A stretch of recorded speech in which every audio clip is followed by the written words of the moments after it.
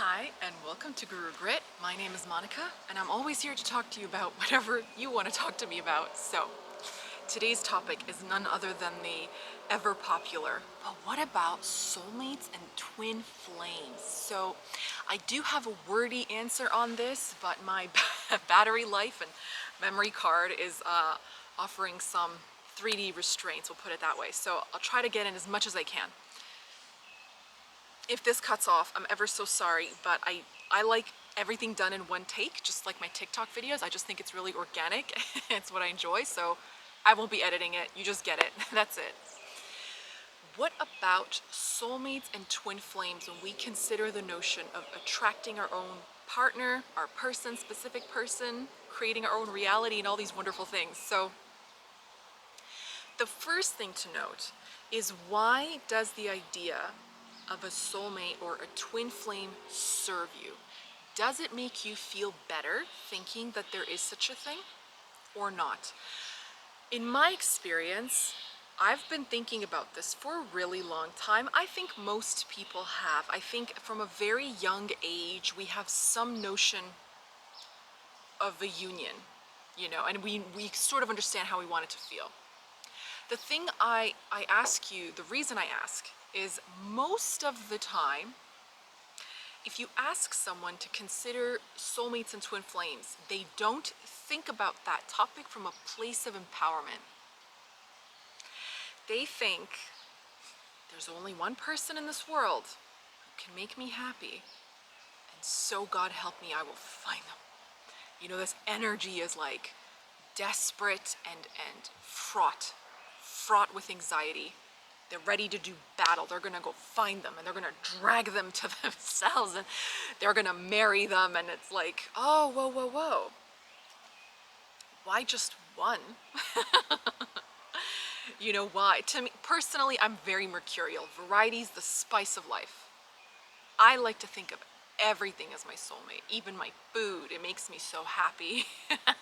A little fly just landed on the lens and I'm like, he's come to say hello. Maybe that's something, The first thing is to consider compatibility. Compatibility is a vibration. No one is inherently, by definition, obligated to be compatible with you or incompatible with you. Ask couples who've been together 10, 20, 30, 40 years. They don't get along 100% of the time. Compatibility is a reflection of your capacity to accept yourself, to be compatible with yourself. Happy-go-lucky, laid-back people get along with other people because they don't have resistance and doubt in their own self-image about themselves. They can just get along with anyone. Want to hear something really absurd? It hurt my feelings so much at the time. I was so caught on this idea that I had a twin flame, and I've known him since I was born. I've have this vision in my mind. I know exactly what it is, okay? I'll tell you two. One, first psychic I ever went to, she said something to me, and then she said, he's like fair-featured and blonde and blue-eyed, and I was like, because I only like dark-featured, and I nearly threw a fit. And to think about it now, the smallness of it, of having to cram something into a definition, feels so icky to me.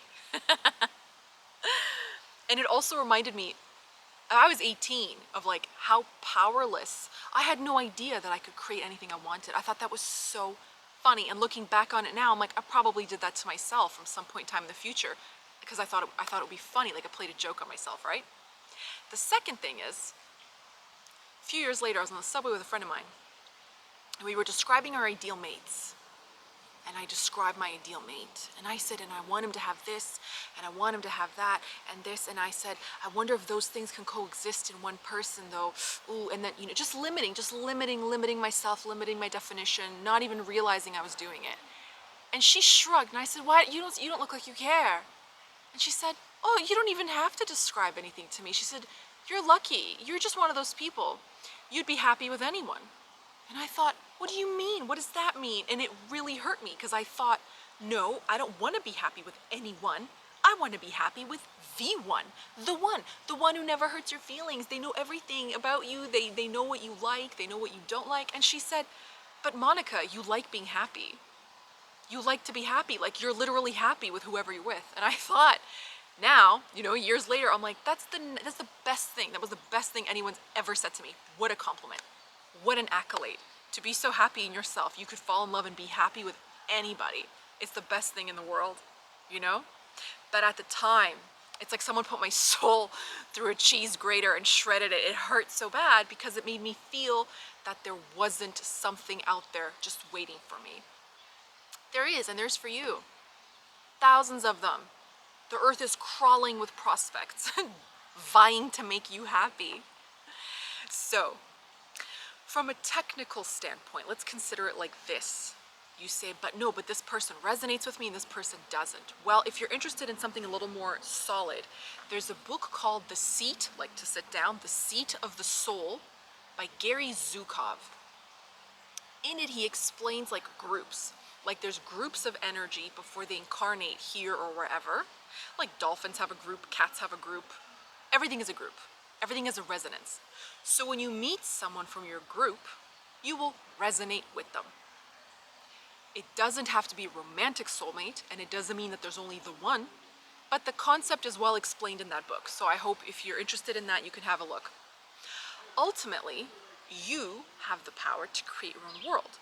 So you could meet anyone from any group and be equally happy. No? Isn't that so much more romantic? Isn't that mind-blowingly beautiful? That instead of being with someone by default, like I was born, we decided something from a time I don't remember when, but you know, I have some different desires now, and your desires evolve every day of your life. Even if you were to never leave your house, you would want a different thing every day, no matter how small the measure. That you could meet someone in any point in time, and they can fulfill that from day to day to day. Because you are allowing yourself to expand, you're allowing yourself to evolve. I can't imagine anything more romantic than two people coming together, throwing those definitions out the window, and deciding, in spite of everything I've been taught or told, despite that there's billions of people in the world, I like consciously choose you. Like, you are my choice. You're my first choice. I'm not with you because I have to be, because there's like group whatever and this vibrational group and that vibrational group, so we're just gonna like hang out because it's easier for the both of us. Like, I literally choose you. You're my number one, and I make you my number one every day. So this is why I don't like those things. Honestly, I don't even know where the term twin flame came from. I've spent about over 10 years trying to find out. I don't know who started it. I only know it leads to a lot of trouble. I'm not trying to discourage you. I'm not trying to dissuade you. If it comforts you to think about it, be my guest. By all means.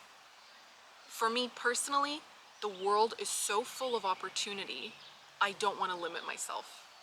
You know, to think that I have to marry my twin flame. How do you know? Do you get a certificate in the mail? Congratulations, you met John Doe, your twin flame. Hoorah, Monica, go get married, the end. No, I marry who I choose to marry. And they marry me because they choose me. I feel special, they chose me. You know? So think of it that way. I hope this helps, and I'll see you next time. My battery's about to die. I have a lot more to say. I'll make a part 2. Thank you. Bye-bye.